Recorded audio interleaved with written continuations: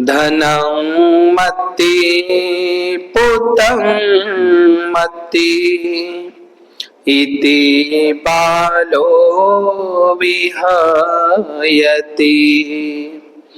अत्तहि अत्तनो नत्थि कुतो पुतं कुतो धनं। हे मनुष्या, ज्याला तू माझे धन माझा पुत्र म्हणून समजत आहेस, तुझे स्वतःचे शरीर तुझे नाही, तुझ्या स्वतःच्याच शरीरावर तुझी काही हुकूमत चालत नाही, मालकी चालत नाही, तर कुठला पुत्र आणि कुठले धन। या तथागत बुद्धांच्या मंगल अशा धम्मपदाने विश्ववंदनीय द लाईट ऑफ वर्ल्ड या जगाचा प्रकाश महान अरहत सम्यक संबुद्ध देवानंग पियदसी धम्मदायाद महान सम्राट अशोक मौर्य बोधिसत्व विश्वरत्न सिम्बॉल ऑफ नॉलेज जग बदलणारा बाप माणूस डॉक्टर बाबासाहेब आंबेडकर या तीनही महामानवांना तिवार अभिवादन पंचांग प्रणाम करून, त्याचप्रमाणे नोबेल ट्रूथ या यूट्यूब चॅनलचे सर्व दर्शक उपासक उपासिकांच्याही प्रति मंगलाची कामना करतो। या ठिकाणी समक्ष उपस्थित असलेल्या उपासक उपासिकांच्याही प्रति मंगलाची कामना करतो। सगळ्यांनी तीनदा साधू साधू म्हणा।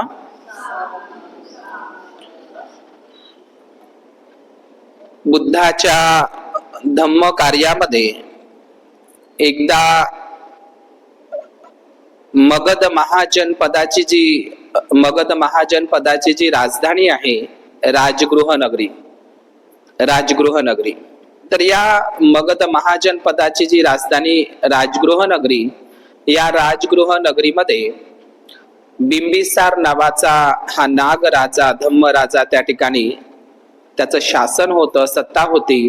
तिथली एक कहाणी, एक घटना या ठिकाणी सांगण्याचा मी या ठिकाणी प्रयत्न करणार आहोत।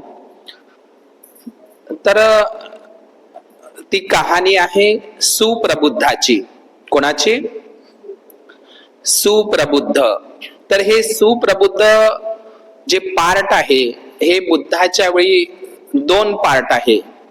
एके ठिकाणी कोलीय वंशाचा सुप्रबुद्ध म्हणून सुद्धा उल्लेख आहे।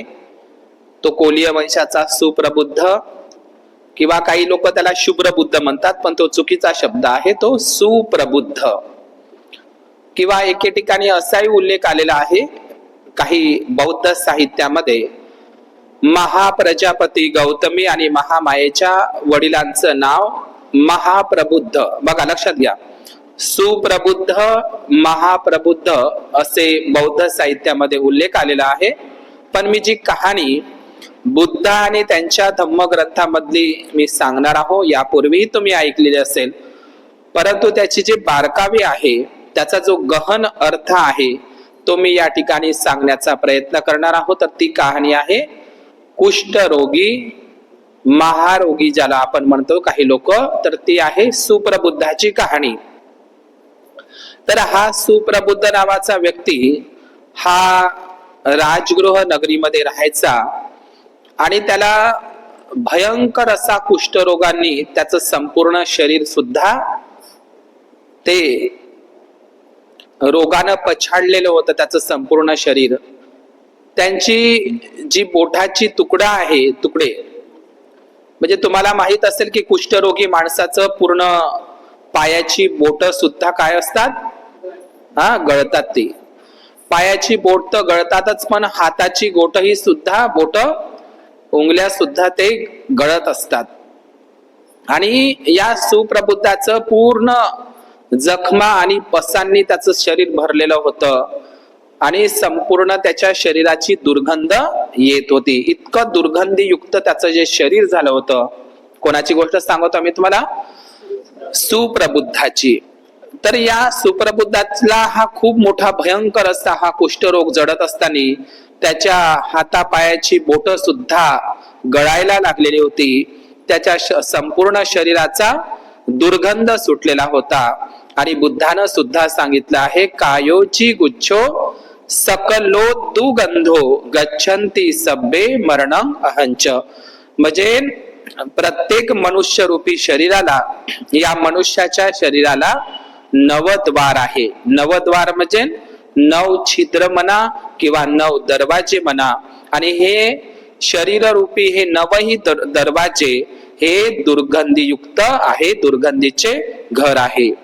हे 9ही द्वार, या 9ही द्वार दुर्गंधयुक्त असलेलं जे शरीर आहे 9ही द्वाराचं, हे कसं दुर्गंधयुक्त आहे हे आपण प्रकृती नावाची जी चांडालिका आहे, जी तथागत बुद्धाचा उपस्थापक आनंद नावाच्या भिक्खूवर भाळली होती, आसक्त झाली होती. कोण? प्रकृती. तर तिला तथागत भगवान बुद्धाने हे 9 द्वार कसे दुर्गंधीचे घर आहे हे समजावून सांगितलेलं होतं. तर अशा खूप साऱ्या अनित्य बोधाच्या किंवा अशुभ भावनेच्या संदर्भातल्या कहाण्या बुद्ध अँड हिज धम्मामध्ये आपण ऐकत असतो. तर त्याच पद्धतीची सुप्रबुद्ध हा राजगृहाचा निवासी होता, कुष्ठरोगी होता, महारोगी होता, संपूर्ण शरीराला जखमा झाल्या होत्या, दुर्गंध सुटत होता आणि कोणही त्याच्या जवळपास येत नव्हतं, कारण तो आजार संसर्गजन्य आहे म्हणून त्यांच्यापाशी जवळ कोणीही यायला तयार नव्हतं. तो एकटाच राहायचा आणि तो आपलं भीक वगैरे मागून जगायचा. आता एकदा काय झालं, राजगृह नगरीमध्ये तथागत भगवान बुद्धांचं प्रवचन चालू होतं. आता प्रवचन चालू होतं ते राजगृह नगरीच्या वेळुवनात, जे स्वतः राजा बिंबिसाराने बुद्धाच्या आयुष्यातलं पहिलं दान, वेळुवनाचं दान, ज्या वेळुवनामध्ये राहुल बाळाचं परिनिर्वाण सुद्धा झालं. भगवान बुद्धांचे अनेक वर्षावास त्या वेळुवनामध्ये झालेले आहे, राजगृहामध्ये आजही ती जागा आहे. तर त्या वेळुवनामध्ये प्रवचन चाललेलं होतं आणि ते वेळुवन हे रस्त्यावर, महामार्गावर असल्यामुळे त्या ठिकाणी लोकांची गर्दी जमलेली होती आणि काही लोक जात होते आणि काही लोक ते गर्दीचा समूह पाहून हा वाला जो सुप्रबुद्ध होता त्याच्या मनामध्ये एक इच्छा झाली की तिथे काहीतरी भोजनाचं वाटप चालू असेल, तिथे कोणीतरी राजा असेल किंवा कोणीतरी व्यक्ती मोफत मध्ये भोजन काही वाढणं चालू असेल, तर त्या ठिकाणी आपणही जावं. आणि म्हणून त्यानं विचार केला की तिथे काहीतरी भोजन वाढत असेल, तर त्या गर्दी पाहून त्याला तसं जाणवलं आणि मग तो त्या ठिकाणी निघाला सुप्रबुद्ध. परंतु सुप्रबुद्धाची निराशा झाली, त्या ठिकाणी काही भोजन वाटपाचा कार्यक्रम वगैरे नव्हता, कुणालाही काही त्या ठिकाणी भोजन वाटल्या जात नव्हतं. तर त्या ठिकाणी तथागत सम्यक संबुद्ध आपली धम्म देशना देत होते, ते धम्म कथन करून सांगत होते उपासक उपासिकांना. आता काय झालं, त्या प्रवचनामध्ये राजा बिंबिसार बसलेला होता.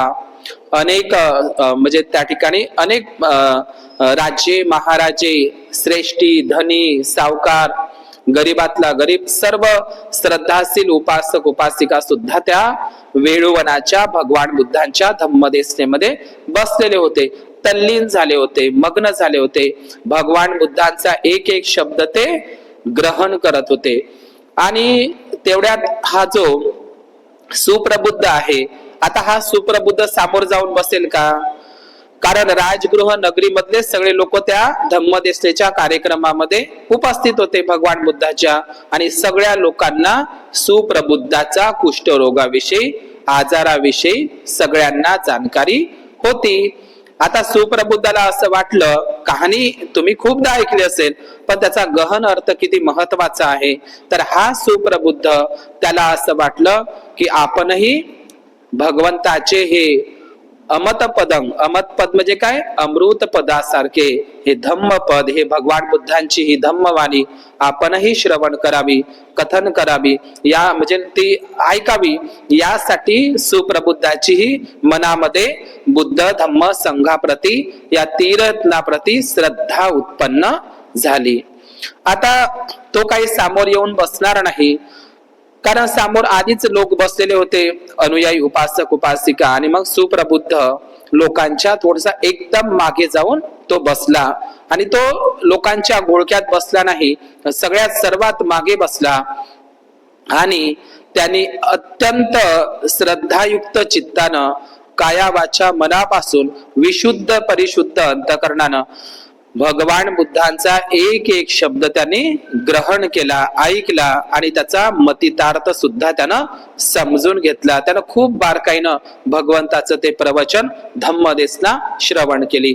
आता प्रवचन झाल्याच्या नंतर सर्व लोक भगवान बुद्ध उदान करायचे. उदान म्हणजे शेवटून उदान करायचे आणि भगवान बुद्ध लास्ट म्हणजे प्रवचन झाल्याच्या नंतर काही उपासक उपासिकांना म्हणजे ते मग प्रश्न संवाद चालायची, धम्मचर्चा, म्हणजे उपासक उपासिका भगवंताला विचारायचे किंवा भगवान बुद्धही त्यांच्या निरसन करायचे, म्हणजे धम्मदेसना झाल्याच्या नंतर. तर अशा पद्धतीनं तथागत भगवान बुद्ध असं विचारत आहे सगळ्या अनुयायांमध्ये की आज सर्वात मन लावून काया वाचा मनानं, मनापासून विशुद्ध अंतकरणानं, मनापासून शुद्ध चित्तानं आजची धम्मदेसना जर सर्वात जास्त मन लावून जर कोणी श्रवण केले असेल तर त्या सर्व लोकांमध्ये कोण केली, मी आज त्याचं नाव सांगतो म्हणते तथागत भगवान बुद्ध.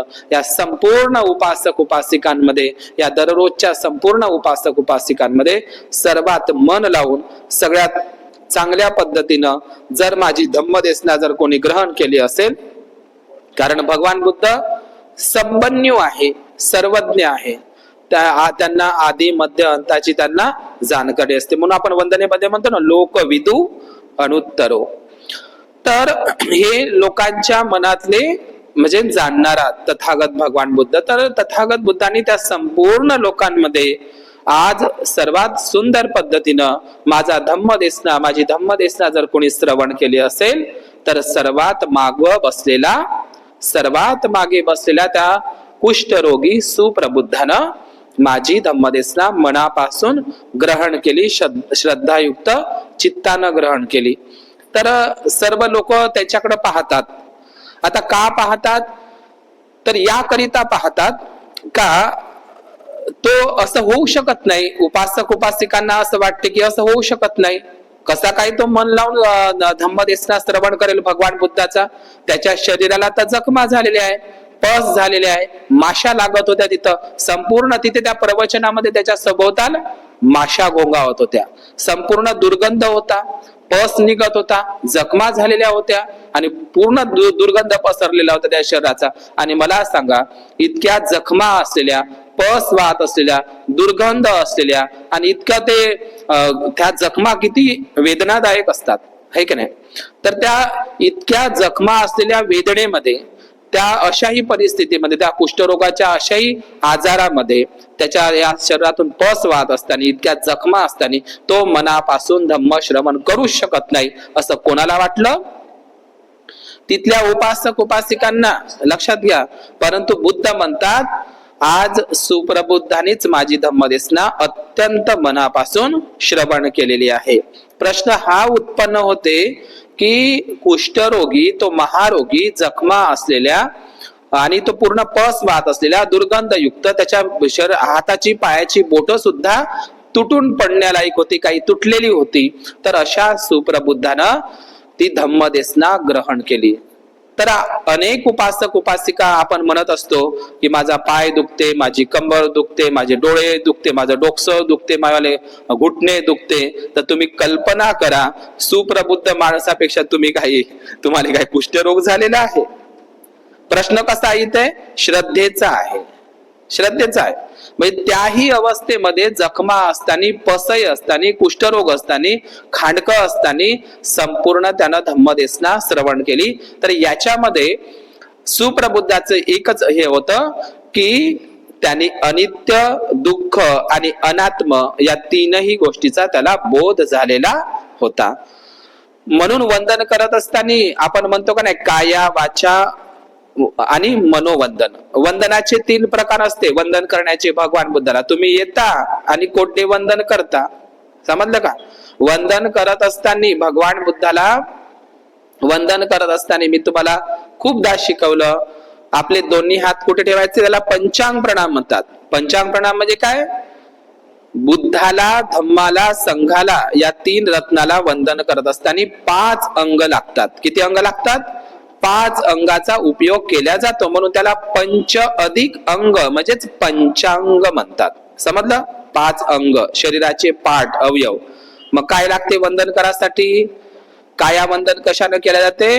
डोकं, 2 हात आणि 2 पाय.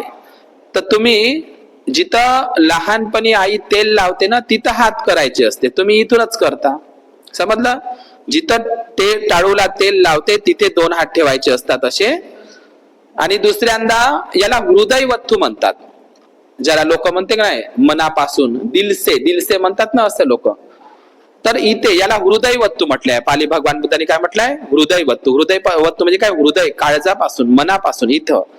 तर पहिल्यांदा 2 हात इथं जोडल्या जातात, दुसऱ्यांदा इथं जोडल्या जातात आणि तिसऱ्यांदा भूमीशी जोडल्या जातात. आणि आपलं जे डोक्याला टाळूला जे तेल लावलं जात होतं लहानपणी, ते टाळू जमिनीवर ते टेकवत असतात. ते त्या बॅनर मध्ये आहे, ते ओरिजिनल पद्धतीचं वंदन आहे, तुम्ही करू शकत नाही. त्याचे पाय पा मागचे कसे आहे, तुम्ही जर तसे बोट ठेवून जर राहिले ना, तुम्ही 1 मिनिट सुद्धा राहू शकत नाही. ते वय त्याचे मागचे पाय पा, तुम्ही पोझिशन कशी आहे, बोटावर आहे का पायावर आहे?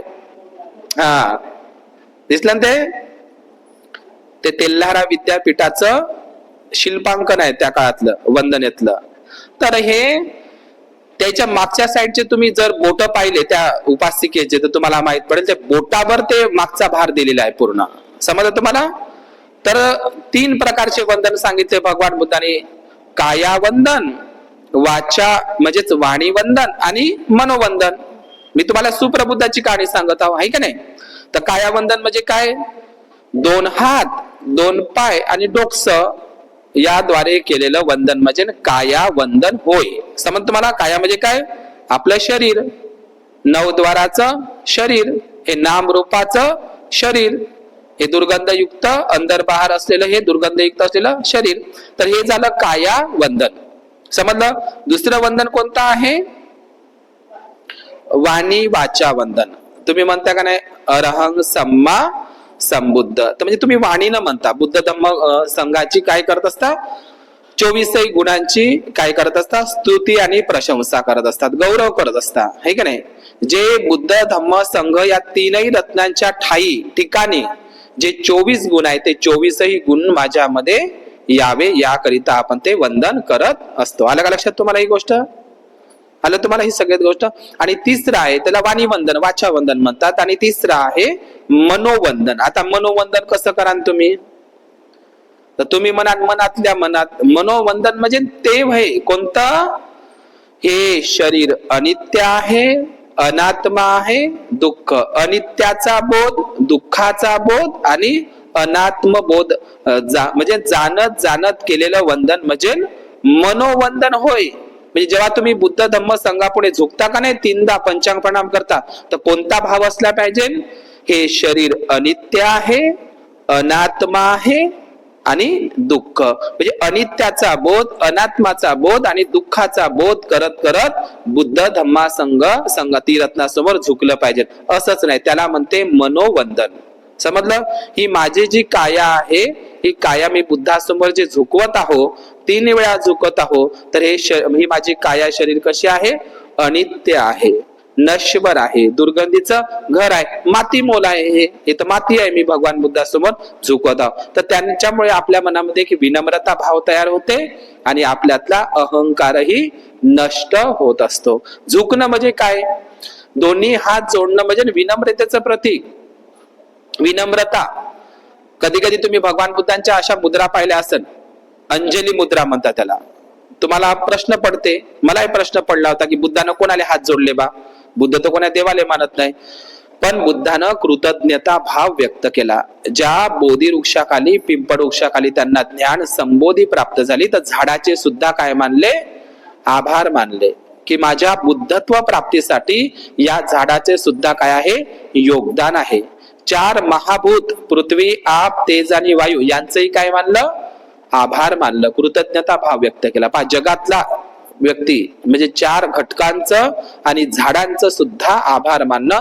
तेव्हापासून लोक स्वतः भगवान बुद्धांनी बोधी वृक्षाचे आभार मानले, हात जोडले. हात जोडणं म्हणजेच अंजली मुद्रा, म्हणजेच विनम्रतेचा भाव. तुम्ही कोणासमोर, भिक्खू समोर, कोणा एखादी ज्येष्ठ व्यक्ती समोर असे हात जोडता, तर ती कशाचं प्रतीक आहे? विनम्रतेचं प्रतीक. याच्यामुळे आपल्यातला अहंकार नष्ट होतो. वंदन करणं म्हणजे काय? आपल्यातला अहंकार नष्ट करणं.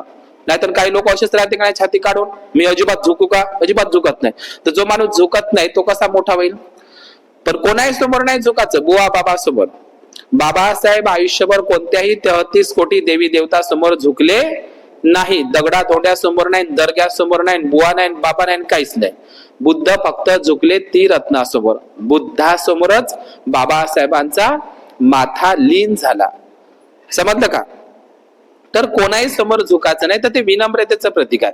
तर या ठिकाणी जो सुप्रबुद्ध होता, यांनी कशा पद्धतीने ते धम्मश्रवण केला होता? हे शरीर अनित्य आहे, अनात्मा आहे आणि दुःख आहे. अनित्याचा, अनात्माचा आणि दुःखाचा बोध करत करत त्यानं भगवान बुद्धांची धम्मदेशना श्रवण केली होती. म्हणून त्याला शरीराचं काहीही भान राहिलेलं नव्हतं. तो संपूर्णपणे विसरून गेलेला होता. कोण? सुप्रबुद्ध.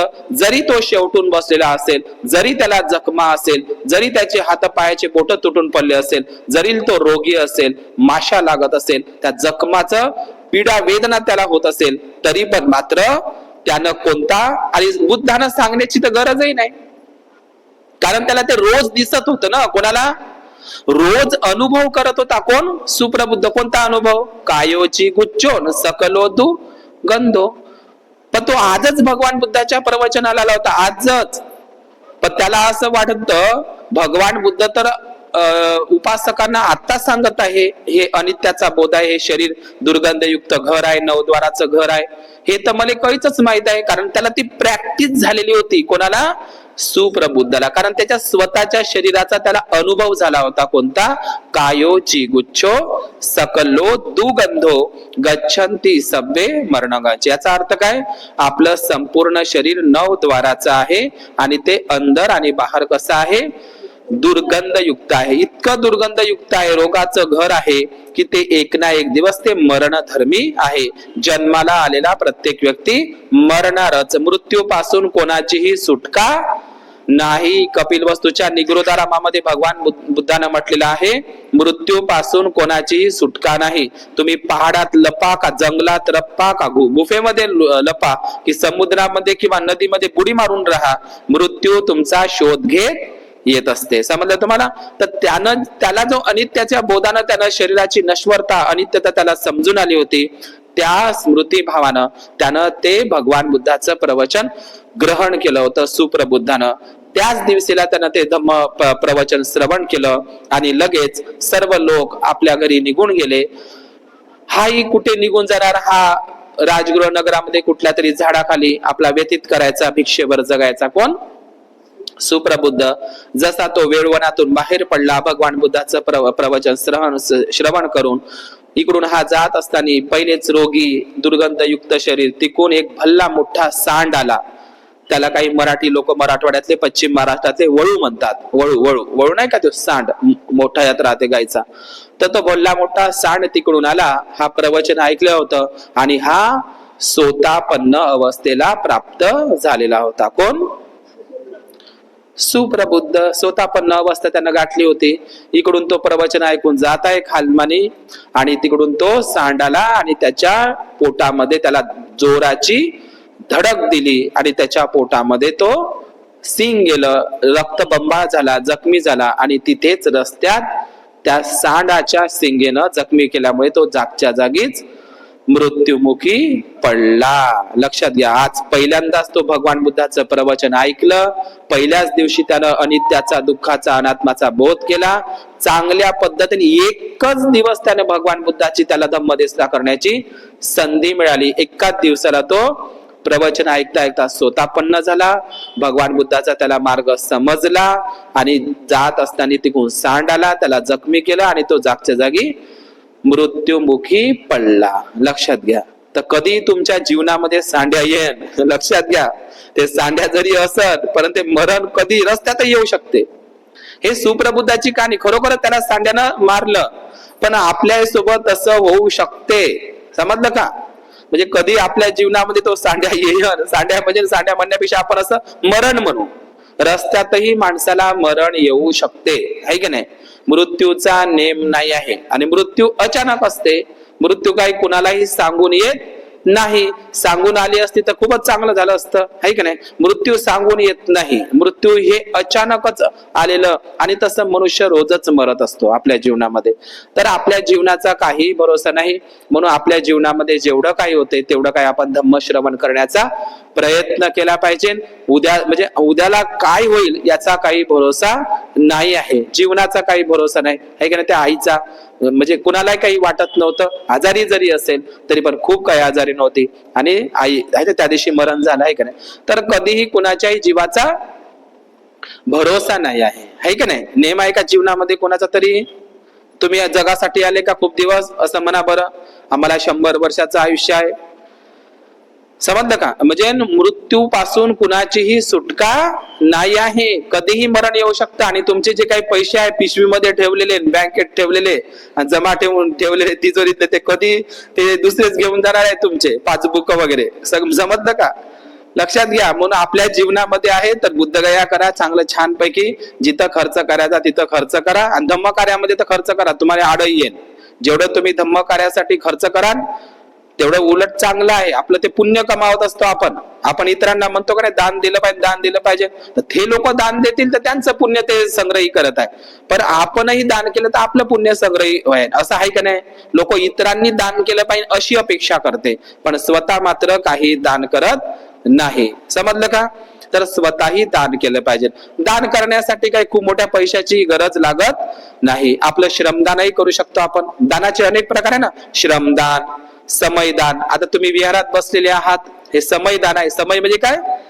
मी वेळेचं दान करत आहो लोकांसाठी. आहे का वेळ लोकायले?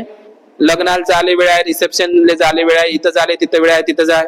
पण मरणाच्या वक्ती कोणच म्हणणार नाही मला वेळ नाही, थांब मरणा, दोन दिवस थांब, ए मरणा, ए मृत्यू थांब 2 दिवस. असं तुम्ही मृत्यूला रोखू शकता का? हे मरणा 2 दिवस थांब, परवा येतो, असं म्हणाल का? तुम्ही आला तर तुमच्या दारामध्ये? लक्षात घ्या, त्यावेळी तुम्हाला मृत्यू, लक्षात घ्या. तर आपल्या जीवनामध्ये मृत्यूचा कधीही नेम नाही. म्हणून आपल्या जीवनामध्ये जेवढे कुशल, तर हे अनेक प्रकारचं दान आहे. श्रमदान करू शकतो. विहारामध्ये तुम्ही नुसती सेवा केली ना, नुसत्या बुद्ध वंदनेलाही काही अर्थ नाही आहे, लक्षात घ्या. तुमच्या धम्मग्रंथ श्रवण करायलाही काही अर्थ नाही. विहारातली सेवा करणं याच्यातही पुण्य आहे आपलं. समजलं का? नुसता तुम्ही झाडू जरी लावला, विहाराची साफसफाई जरी केली, भगवंताच्या मूर्तीवरून तुम्ही नुसता कापड जरी फिरवला, तर त्याच्यामध्ये काय आहे? पुण्य आहे. लक्षात घ्या, ते आहे. काही काही आहे ना उपासक उपासिका, आम्ही अनेक गावातल्या उपासक उपासिका पाहतो, वंदना लंब्या लंब्यानं म्हणतील, ग्रंथ म्हणतील, सगळं करतील, पण सेवा भाव त्यांच्यामध्ये नाही आहे. भगवान बुद्धाने भिक्खूला धम्म प्रचारही करायला सांगितलं, सेवाही करा म्हणते. समजलं का? तर तुमच्यामध्ये सेवा नावाचा गुण नसेल तर ते आळशी आहे, है की नाही? तर काही काही लोक त्याच्या घराची सेवा नाही करत, तर ते काय बुद्ध विहाराची करतील, है का नाही? असे लोक काही काही. तुम्ही अनेक लोकांच्या घरी जा. आता आम्ही तर रोजचे घर बदलवतो, रोजचे आम्हाला माहित पडते आम्ही कोणाच्या घरी अंगणात पाय ठेवल्याबरोबर माहित पडते की या घरातले लोक किती आळसी आहे. सगळा पसारा पडलेला, भांडे पडलेले, कपडे तिकडं अस्ताव्यस्त. काही काही लोकांच्या घरची वापर तर इतकी खराब राहते का मला कधी कधी पाणीही पिऊशा वाटत नाही. का नाही? कारण दुर्गंध राहिलीच नाही पाहिजे, आपल्याला स्वच्छता राहिली पाहिजे. स्वच्छ लोक कोण राहते? जे लोक धम्म मार्गावर आरूढ आहे ते लोक स्वच्छ राहते. समजलं का? जे लोक आपलं घरदार स्वच्छ ठेवते तर ते लोक विहारही स्वच्छ ठेवण्याच्या तयारीत असतात. लक्षात घ्या. म्हणून सेवाभाव म्हणजे काय?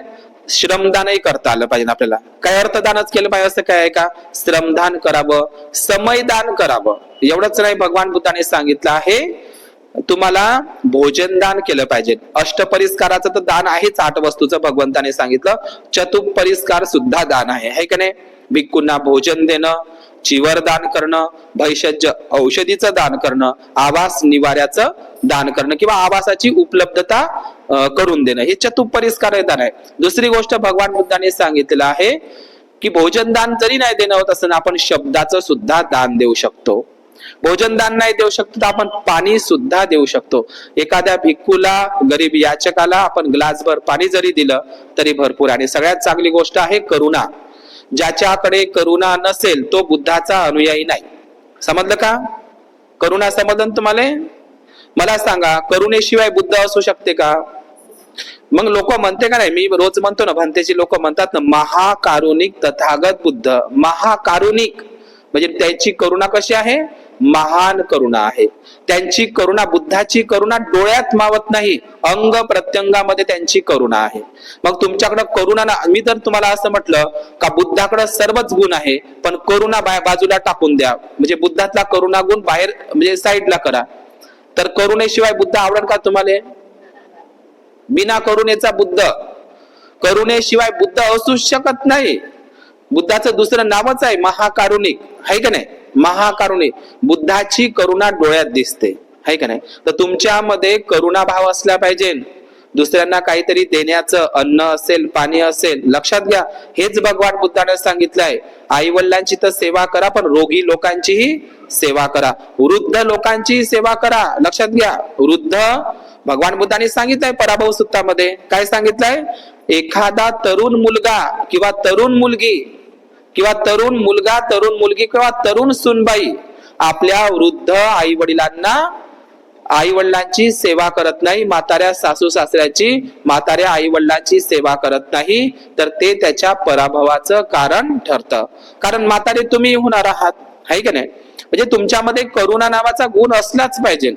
कुणाला ग्लासभर पाणी, कुणाला काहीतरी अन्नदान, आपल्या घरी गरीब याचक असेल, तुम्हाला कधीही कमी पडणार नाही. आपला समाधान वाटत असतं. भिक्खूला तर भोजनदान दिलंच पाहिजे, पण आपण गरीब याचकाला सुद्धा भोजनदान दिलं पाहिजे. बरं, त्या लोकांना किती चांगलं लोक म्हणतात, आहे का नाही? जे लोक दानी असतात, म्हणजे त्या पद्धतीनं त्या लोकांचा गुणगौरव ही लोक करत असतात. तर आपल्यामध्ये सगळ्यात चांगला गुण कोणता असला पाहिजे? करुणा सुद्धा असली पाहिजे आपल्यामध्ये. म्हणजे करुणा म्हणजे काय सांगा बरं?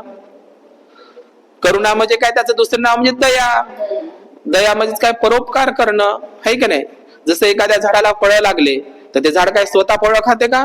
पूर्ण झाड ते खाली वागते फळानं. सेपाचं म्हणा का आंब्याचं म्हणा, चिकूचं म्हणा, पूर्ण ते झाड खाली वागते. ते झाड जसं पिकते ते फळ, ते झाड जसं काय बोलावते का माणसाले, या आणि मले तोडा आणि मले खा. तर समुद्र तळ स्वतःच, नदी काही स्वतःच पाणी पित नाही. स्वतःच पाणी पिते का नदी? फळाचं झाड स्वतःचे फळं खाते का? नाही खात. लक्षात घ्या, ते दुसऱ्यांना या, जसं काय ते फळाचं झाड काय म्हणते, लदबदला असं वाकून जाते फळानं, या मला तोडा आणि खा आणि आनंद घ्या. किती आनंद होते, समाधान भेटते आपल्याला फळ खाण्याचं. तर तसं झुकलेल्या झाडासारखं बनायचं. तुमच्यामध्ये करुणा नावाचा गुण नसेल तर आपण उपासक उपासिका म्हणू शकत नाही त्याला. म्हणजे करुणा जर नसेल तर आपल्याला, म्हणजे आपल्यामध्ये करुणा असलीच पाहिजे, आणि करुणेच्याच बलावर आपल्याला जगालाही जिंकता येते. समजलं तुम्हाला? आता ते आलोका नावाचं कुत्रा आणि ते कोरियन भंतेची गेले तिकडे 19 का 20 विदेशामध्ये फिरत आहे, अमेरिका, कोलंबिया, आहे का नाही? तर ते करुणेमुळेच ते लोकांना जिंकून राहिले ना, आहे का नाही? तर त्यांच्यामध्ये ती करुणा दिसते.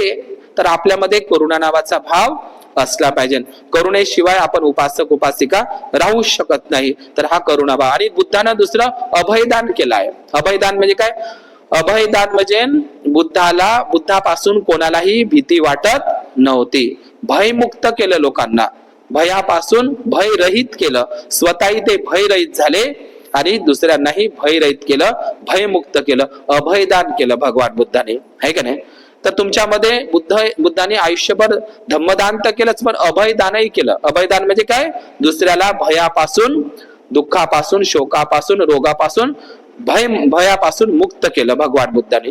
आपल्या तर लोकांना भय वाटते, आहे का नाही? आपल्यापासून लोकांना भीती वाटते. तर आपण असं भयमुक्त जीवन जगलं पाहिजे ना. आपल्यापासूनही कोणाला भय वाटू नये. म्हणजे दुसऱ्याचंही मंगल झालं पाहिजे, स्वतःचंही मंगल झालं पाहिजे. माझंही मंगल हो, दुसऱ्याचंही मंगल हो, मलाही त्रास होऊ नये, दुसऱ्यालाही त्रास होऊ नये, आणि माझाही लाभ व्हावा, दुसऱ्याचाही लाभ व्हावा. ही भावना ज्याच्याकडे असेल तोच खरा श्रद्धाशील उपासक उपासिका. लक्षात घ्या. तर या ठिकाणी मी सुप्रबुद्धाची कहाणी इथेच विराम देतो. या ठिकाणी थांबतो. भवतु सर्व मंगल.